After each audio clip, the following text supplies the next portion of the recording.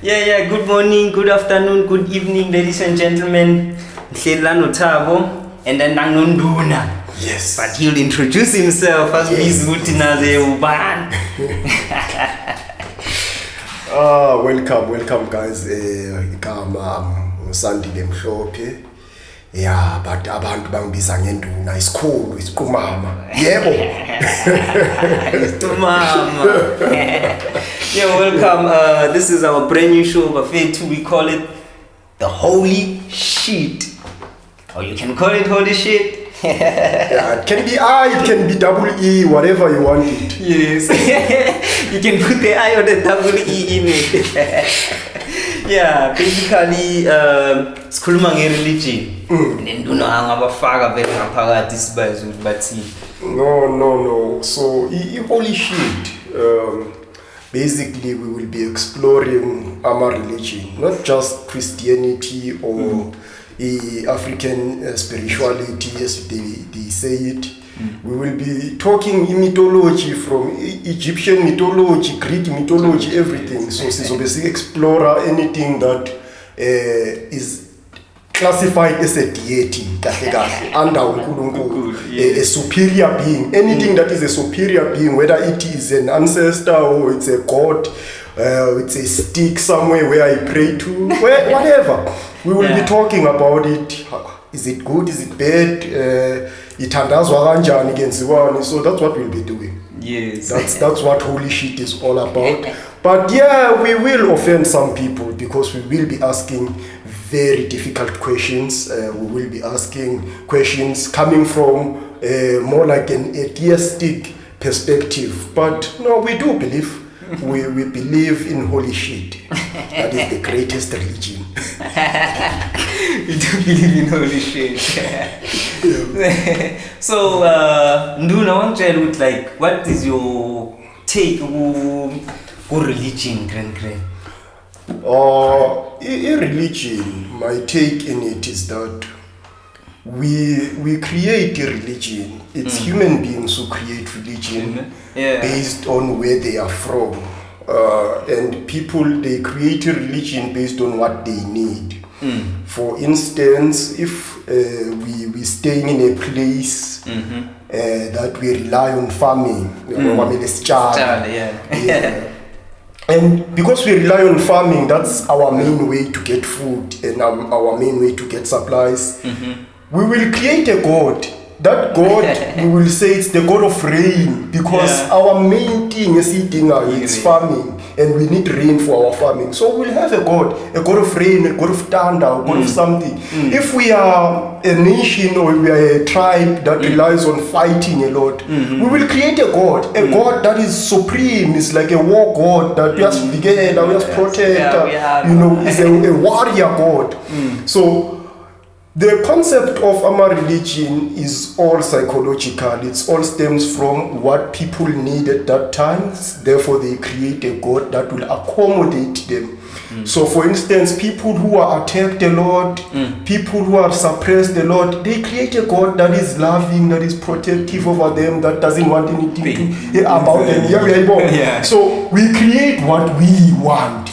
So, which might come to a question of God created us in His image, but it's actually the other way around, because we are the one who create God in our image. That's why you will find that in other religions such things are not permitted, but in other religions they are permitted.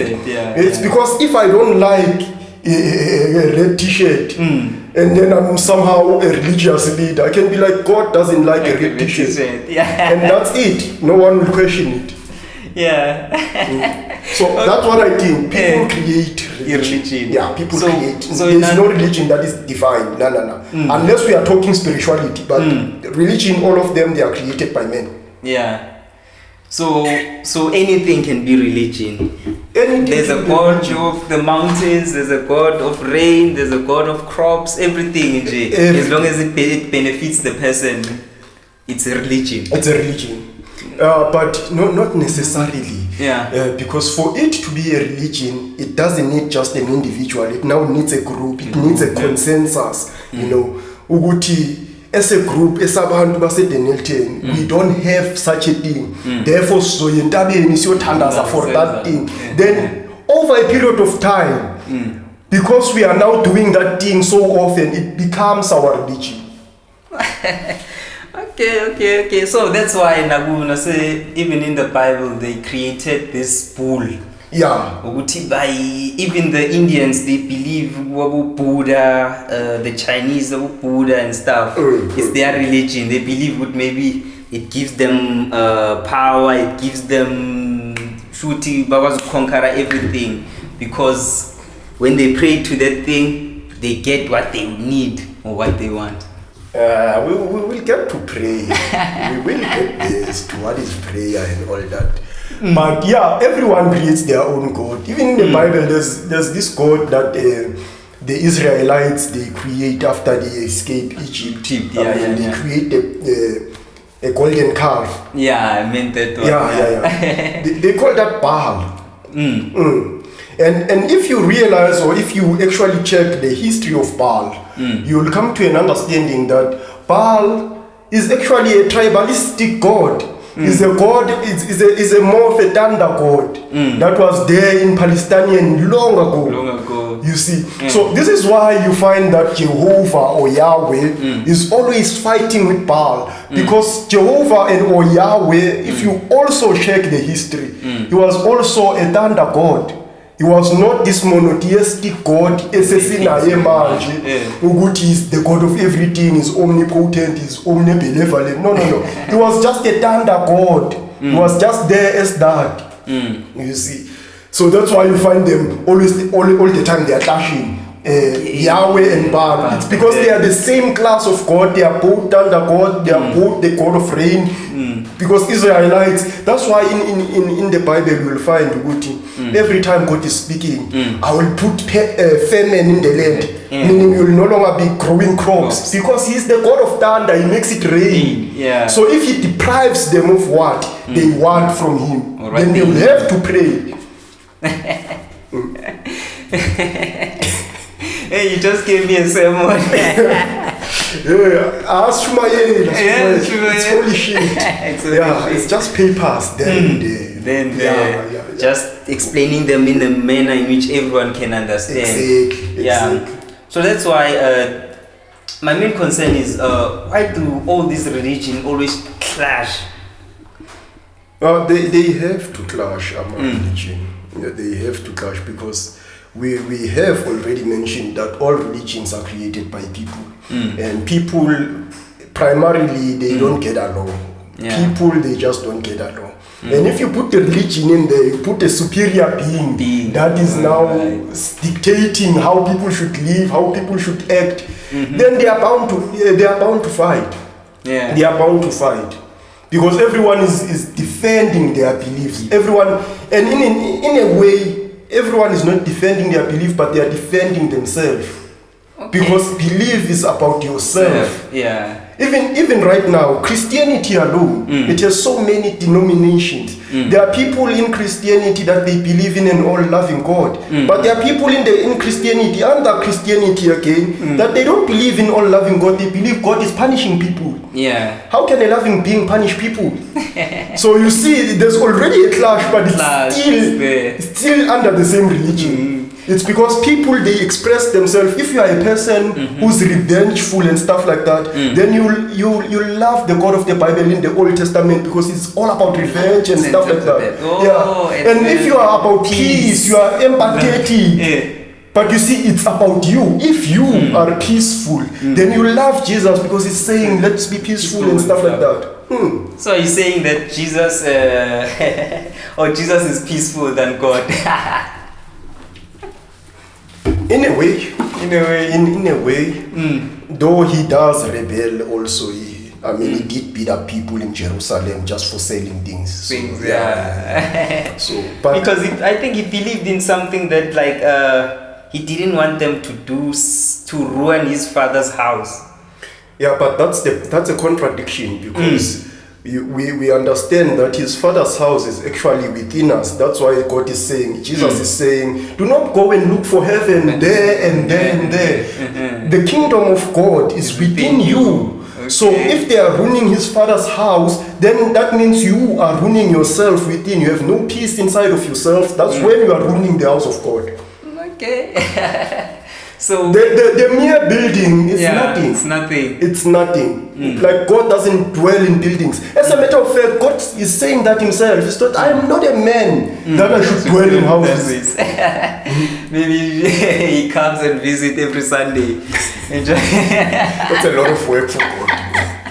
Just imagine he comes from the top and then comes and visits on Sunday and say, I'm with you guys. And then on Saturday you do all your thing, you go to work and do it. Then on Sunday where is he during the week? He's coming only on Sunday. That's another thing we get it wrong. Like why do we praise on Sundays? Why? Yeah, that's my question. That why do people praise on Sundays only? Because that's not the seventh day. Why do we think that's the seventh day? That's not the Shabbat, the Sabbath, as you may call it in English. Why? Why do we say it's the Sunday? So why do people pray on Sunday instead of Saturday, instead of the Sabbath? It's religion. Remember, religion, especially Christianity, it has a long history, and most of the history of Christianity is influenced by the Romans. And who are the Romans? The Romans, they are more like the Boers to us. How can the Boers come and teach us about our ancestors? It's not possible. How are the Romans teaching about Christianity when they enslaved the Israelites? Even in the time of Jesus, they were enslaved. So how do they have this authority somehow? There's even Roman Catholic. How is it that we have such a church? But I feel that the Roman Catholic man is breaking a lot of rules that God created. Yeah, no, they have to break a lot of rules, because the first rule they broke was to lie. If you are reading the book, the Gospels, you will realize a lot of things. Every time they are talking about the Romans, it's always something nice. There's this Roman soldier that is coming to Jesus. It's like, my son is sick. And then Jesus is like, no, I'll come and pray. The Roman soldier is like, no, you don't need to come. You can pray right now, and then you will be fine. And then Jesus is like, of all, none has faith more than you. Of all, really, of all. Okay, it's fine to have faith, but of all. And then when Jesus is crucified, apparently it's the Jews who made sure that Jesus gets crucified, but it's not the case. It's the Romans. Under law, are you telling me in the apartheid regime, black people were gonna force the Boers to crucify someone or to arrest someone black? No, they had no authority. They had no power. But they did it. No. The Romans. That's another topic. And then they removed a lot of books from the Bible that would put them in a bad position, and that would remove their authority. Remember, the Romans had an empire. But when the empire was breaking down now, was collapsing, they had to transform it. How do they transform it? To turn the empire into a religion. That's why in the Council of Nicaea, they now call all the bishops. And they're like, no, we want to create a new religion. But you will bring your philosophies of religion, you will bring your gods, you will bring your gods, then we will merge them into one. So, why are there some books that they took out of the Bible? Sometimes I ask myself that question, why would they take out other books if it's complete? Why don't you take the complete book and then just give it to the people if it's the Bible? Because if you take something out, which means this thing is no longer... It's you now. It's no longer legit. It's no longer legit, because they had to take some of the books out for one main reason. And the reason is they had to control the narrative. Anything that wasn't going with the narrative they were trying to portray, they had to remove it. They had to remove it. First of all, they had to remove female apostles. They downright underplayed women in the Bible. Every time, from Adam, as a matter of fact. We know about Cain and Abel, but we do not know about Lulua and Aglia. We don't know. Those are the daughters of Adam, but we don't talk about them until you read the Apocrypha.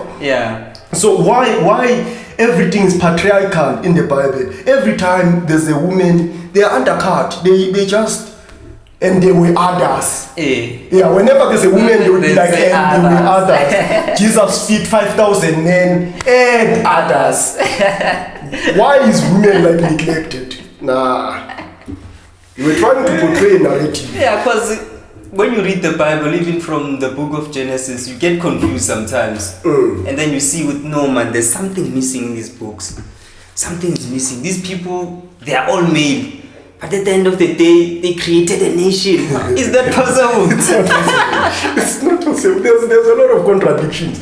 And one contradiction I like the most in the Bible is when it say you are a first time Christian, you've never read the Bible. So you're starting out, you want to read. You go to Genesis 1, you read, you are so fascinated. You know, okay, God created heaven and earth.